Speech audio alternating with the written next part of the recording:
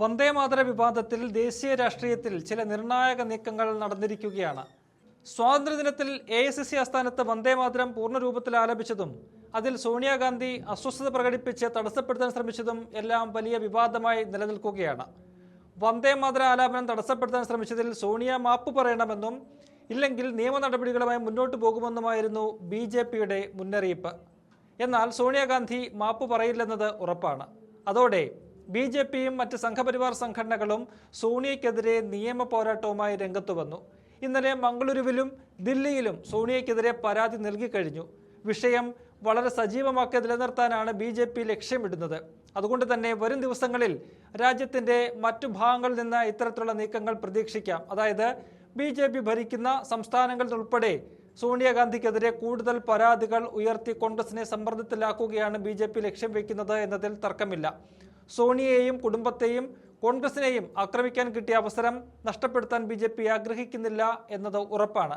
എന്നാൽ BJP ഇത്തരത്തിൽ നീക്കവുമായി മുന്നോട്ട് പോകുമ്പോൾ സോണിയാഗാന്ധിക്ക് പിന്തുണയുമായി CPM രംഗത്തെത്തിയത് ശ്രദ്ധേയമാണ്. ഇന്ന് പാർട്ടി ജനറൽ സെക്രട്ടറി MA ബേബിയാണ് പരസ്യമായി സോണിയെ പിന്തുണച്ച് പ്രസ്താവന നടത്തി രംഗത്തു വന്നത്. പ്രതിപക്ഷ രാഷ്ട്രീയ നേതാക്കന്മാരെ വേട്ടയാടുന്ന പദ്ധതിയുടെ ഭാഗമായാണ് CPM ഇതിനെ കാണുന്നത്.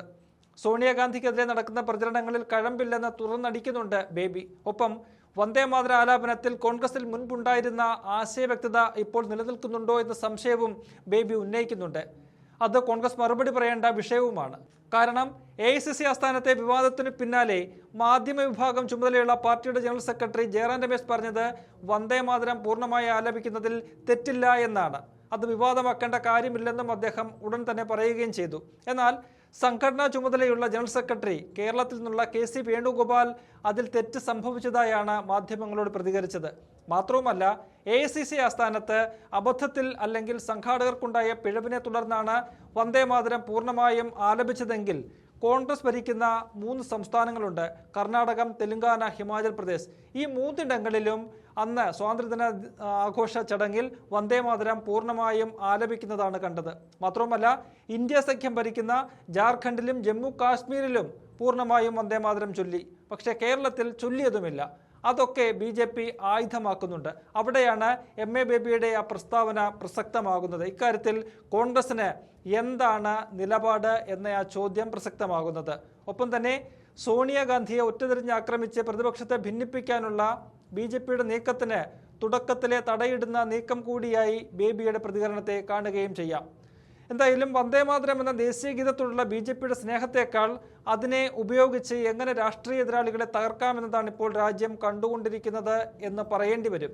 അങ്ങനെ പറയാൻ കാരണം സ്വാതന്ത്ര്യദിനത്തിൽ ദേശീയഗാനത്തെയും ദേശീയ ഗീതത്തെയും അവഹേളിക്കുന്ന പ്രവൃത്തിയാണ് കേരളത്തിൽ BJP കാട്ടിയത്.